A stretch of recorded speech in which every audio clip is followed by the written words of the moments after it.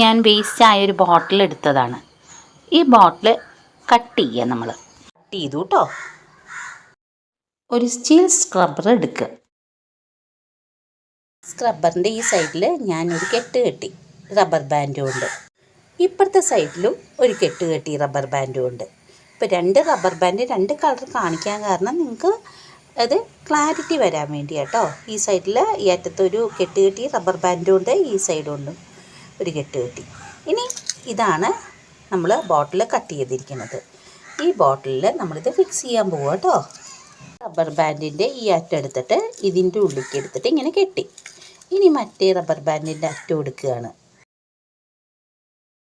ഇങ്ങനെയായി. ഇനി ഇതിൻ്റെ ഉള്ളിലൊന്ന് പ്രസ് ചെയ്യുക. ജസ്റ്റ് ലോഷൻ ലേശം ഒഴിച്ചു. ഇനി ഈ സ്ക്രബ്ബർ കൊണ്ട് നമ്മൾ ഉരയ്ക്കുകയാണ്. ഇങ്ങനെയാകുമ്പോൾ സ്ക്രബ്ബറും കേടുവരില്ല, കുറേ കാലത്തേക്ക് നിൽക്കും ചെയ്യും. പിന്നെ കയ്യിൻ്റെ സോഫ്റ്റ്നെസ്, വിരലുകളുടെ സോഫ്റ്റ്നെസ് നഷ്ടമാവില്ല. നമുക്ക് സുഖമായിട്ട് വൃത്തിയാക്കാനും സാധിക്കും.